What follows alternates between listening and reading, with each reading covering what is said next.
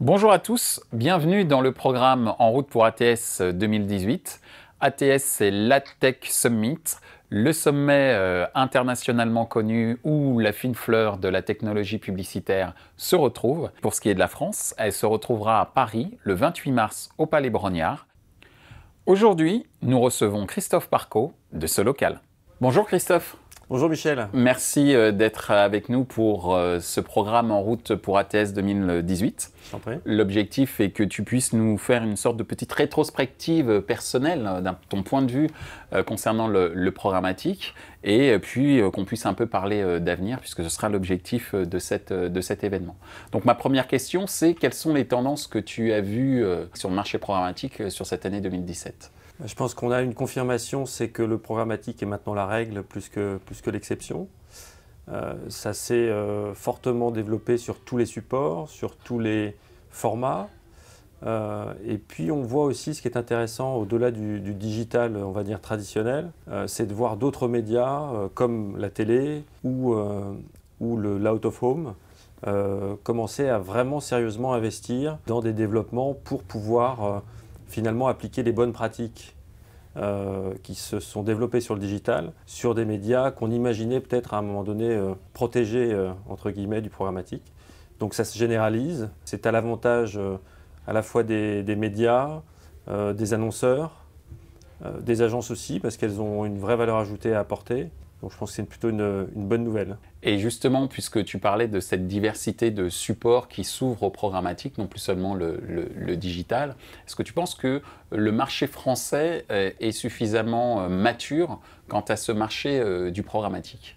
Alors est-ce que c'est suffisamment mature? C'est difficile à dire. Je pense qu'il y a eu une grosse maturation, mais je pense qu'il y a encore beaucoup de choses à faire, notamment pour apporter plus de transparence, pour apporter plus de garanties aux annonceurs sur les supports, notamment sur lesquels ils tournent, en matière de brand safety, naturellement. Donc je ne suis pas sûr qu'on soit encore totalement mature. Je pense que ça reste une jeune industrie.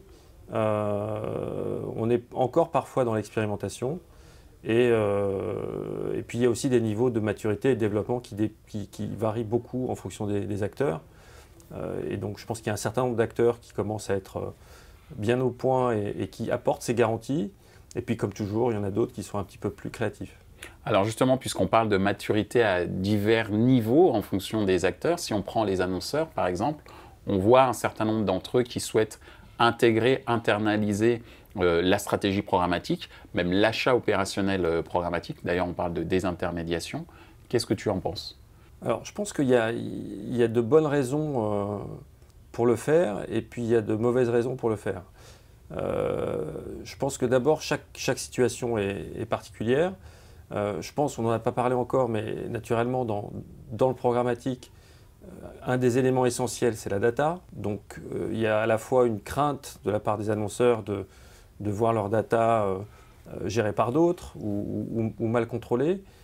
Et puis, il y a un énorme actif pour les annonceurs qui sont leurs data. Donc, s'ils sont capables d'utiliser déjà de manière optimale, sous contrôle, leurs data pour communiquer à leurs clients existants, c'est quelque chose qu'ils peuvent faire et ils sont légitimes à vouloir le faire. Cela dit, le programmatique, et ce n'est pas spécifique au programmatique, c'est plus ou moins stratégique. Et donc l'achat d'espace est plus ou moins stratégique en fonction des business models. On a vu, et ça me semble logique, historiquement, beaucoup d'annonceurs, par exemple, d'acteurs du e-commerce, intégrer les achats de trafic, créer des équipes entières, internes, parce qu'ils ont l'échelle et parce qu'ils considèrent cette compétence-là comme stratégique, à juste titre. Donc ce serait assez logique, parce que le programmatique est une source essentielle et de plus en plus essentielle de conquête de trafic. Ce serait assez logique que finalement ça suive le même chemin pour certains grands annonceurs dans certains secteurs d'une intégration. Et puis c'est aussi dû au fait que certains acteurs intermédiaires ne jouent pas le jeu de la transparence, ne font pas exactement ce qu'ils disent ou ne disent pas exactement ce qu'ils font, ce qui a échaudé certains annonceurs. Donc je dirais en fonction des pratiques des intermédiaires du marché, il n'y a pas forcément de raison de le faire. En fonction du business model et de la dimension très stratégique de l'achat de trafic au même titre que le search, par exemple, ça peut être en effet totalement justifié. Il faut savoir quand même que c'est des compétences qui sont rares sur le marché, donc qui sont très chères, qui sont très volatiles. Pour être efficace pour un annonceur, il faut quand même être capable d'avoir une certaine échelle. Donc je pense que ce type d'intégration n'est de toute façon à considérer que pour des gros annonceurs qui ont des grosses dépenses d'achat média et qui sont capables d'avoir les économies d'échelle finalement qu'un intermédiaire est lui capable d'avoir en mettant en place des synergies de coûts, des synergies d'outils sur plusieurs clients.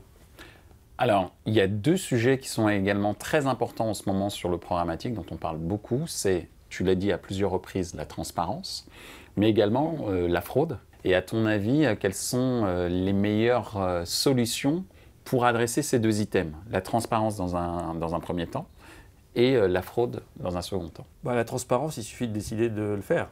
Il suffit que les acteurs qui font de l'achat-revente prennent la décision qui est assez logique finalement de dire voilà où on achète, voilà ce qu'on achète et voilà en gros la valeur que l'on pense créer, d'où la différence entre le prix d'achat et le prix de vente. Et un acteur économique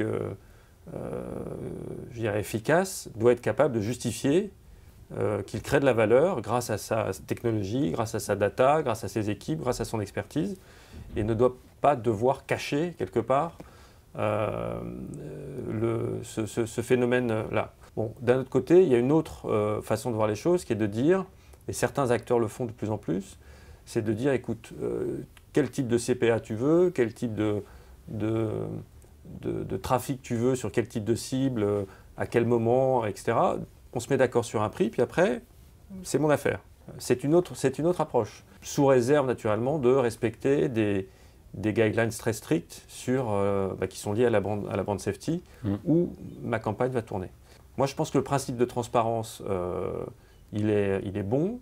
Il y a un certain nombre d'acteurs qui le pratiquent. C'est aussi une façon de se différencier. Tout le monde sait aussi, c'est que la transparence veut souvent dire marge un peu plus basse, parce que parfois on a un peu de mal à justifier des marges très élevées. Donc je pense que c'est une tendance de fond et qui est une problématique de confiance.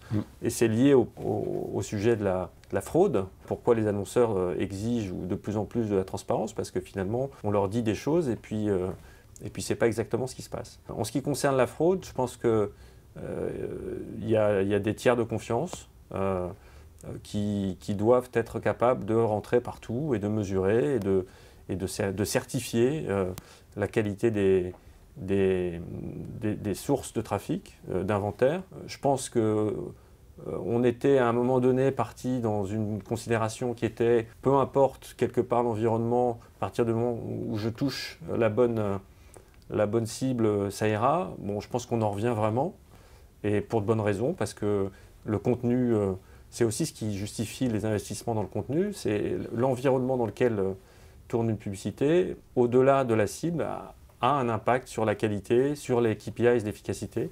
Donc c'est un juste retour des choses. Et puis je pense qu'en termes de fraude, il ne faut pas non plus exagérer son ampleur.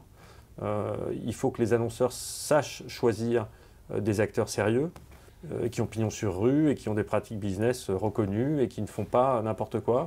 Il y en a suffisamment sur le marché, comme ce local d'ailleurs. C'est quand même que... T'es là aussi pour ça. Voilà, comme Tids, avec qui j'étais il n'y a pas très longtemps, qui sont des acteurs qui sont transparents dans leur ADN et qui ont des pratiques autour d'inventaire premium, de qualité, sur lesquels les annonceurs ont toute garantie. Alors justement, dernière question, il y a de plus en plus de deal ID dans le monde du programmatique. Pourquoi selon toi? C'est une façon de répondre à des inquiétudes, puisque ça permet de calibrer et l'environnement et le prix.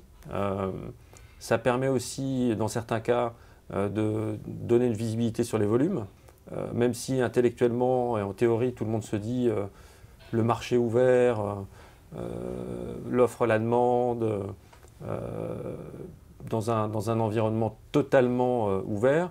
Finalement, les acteurs économiques n'aiment pas l'incertitude. Donc ils aiment bien savoir où, quand, combien, même si le RTB, le programmatique, apporte une productivité, une efficacité, des analytics, etc., qu'on n'avait pas. Donc pour moi, ce sont ces facteurs-là qui sont des facteurs, je dirais, pas spécifiques au programmatique, qui font que les deal ID apportent une visibilité, une forme de sécurité que les exchanges ouverts, par exemple, n'apportent pas.